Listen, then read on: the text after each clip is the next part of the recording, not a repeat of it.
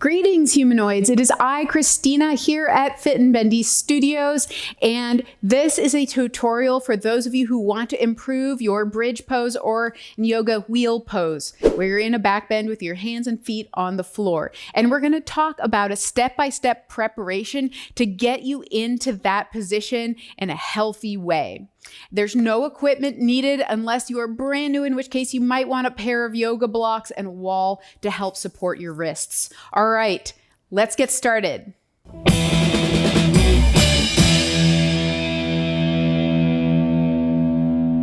Getting into bridge can be challenging because some of the muscles that we need to support that pose are a little counterintuitive compared to most of what we do in life, where we're pushing forward, and this one we're pushing backward. So we're going to start with some sequences just to feel the muscles that you need to support your bridge. So let's all lay down on our backs.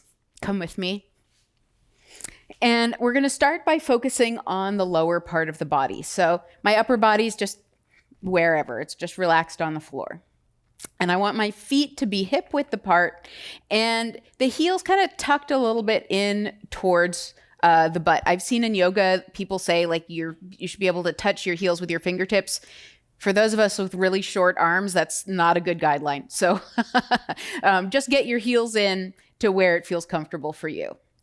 The key in bridge is to tuck the pelvis. Now, the reason for this is if you see me push up and lift my hips up without my pelvis tucked, you can see that my hips are shortened. So I'm not getting the maximum length out of my pelvis. And as I get higher, it's going to put more and more pressure on my lower back. It also makes it hard for me to use my butt muscles in that position. And my butt muscles are a huge part of the engine of the back of my body. So I don't want to neglect my butt. So to start, I'm going to feel like I'm pulling my heels in towards my butt. That's going to fire up my hamstrings, the back of my legs a little bit. Then I'm going to tuck my pelvis under. Bam, there's my downstairs butt, the muscle right where the butt and the thigh come together. And I'm going to tuck my pelvis under and lift from here. And we're just going to hang out in this position for a little bit. I like to do it with the arms up over the head just because it's already getting me used to my shoulder extension, which I'm going to need. And I'm pressing my feet down into the floor. And as I get higher and higher with the pelvis, I am starting to feel some work in my lower back as well. So my lower back is definitely working. It's just not working by itself.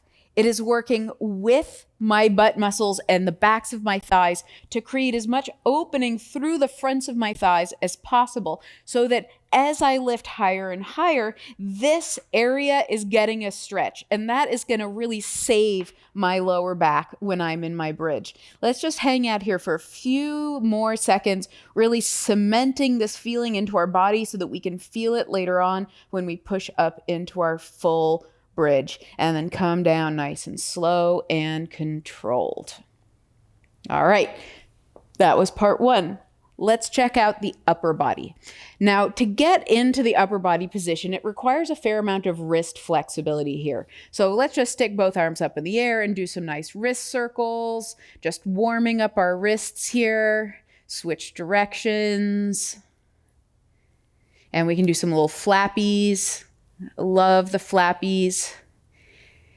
And if you stick your hands up in the air and you have a hard time getting your wrists to at least 90 degrees, then bridge and handstands and other poses like that are definitely going to be challenging for you, especially if your shoulders are tight as well.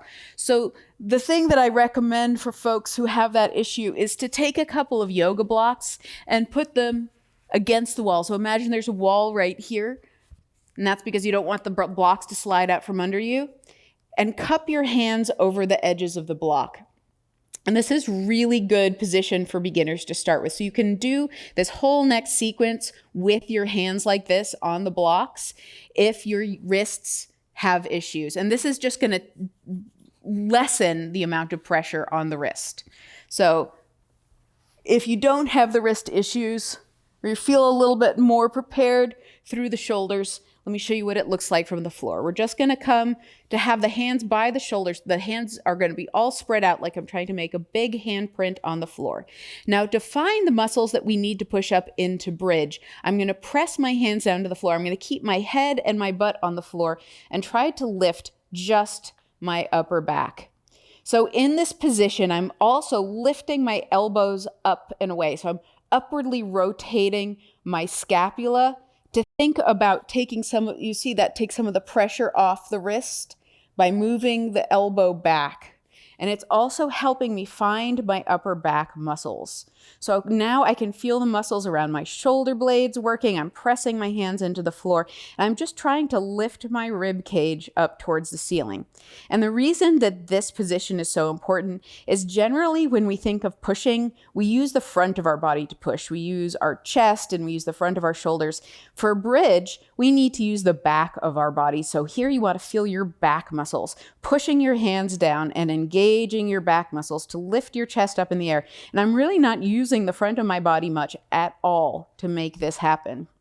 And again, we're just going to hang out here for a little while and try to memorize this feeling, strengthening those upper back muscles. Press those hands down. Try to maybe even lighten your head a little bit on the floor to get the backs of the shoulders and the upper back working hard. Those muscles underneath the ribs are working hard, right opposite your solar plexus. For 3, 2, 1, and relax it down. All right. Now, we're going to put the whole thing together to push up into bridge, and we're going to do it in sequence. So I'm tucking my feet in towards my hips. I'm getting my hands in the right position, fingers all spread out, and I'm going to start by getting that tuck in the pelvis and lifting my hips. And once I have my hips up, I'm going to press my hands into the floor, and I'm going to come to the top of my head. And with my head resting on the floor, I'm again going to feel that chest lifting towards the ceiling, and that's going to help me engage my upper back muscles to lift my entire spine up. The goal here is to get your arms straight and your shoulders over your hands, and that's going to take, again, some of the pressure off of the wrists. If you're unable to get your shoulders off your hands, very important to protect the wrist by pressing your fingers into the floor super hard. As the shoulders open up more, this position will become easier. To come back down, I'm going to start to slowly bend the elbows, trying to keep the elbows tucked in, not letting them open out to the side. Once my head gets to the floor, I tuck it under and roll down. Very important afterwards to do a little forward bending, loosen out the spine a little bit. You don't want to get stuck in that back bending position. So I just like to lie on my back and roll back and forth. It feels like a nice little massage for my lower back. And you can do a few repetitions of that. As you get stronger, it will get easier and easier with repetition. All right, beautiful humans. For a lot more back bending, including some great warm-ups and preps to develop all of those muscles, please check out our other back bend videos, link below. We also have splits, shoulders, all sorts of wonderful, great stuff. So leave your comments if you have questions or concerns. And as always, happy bendings.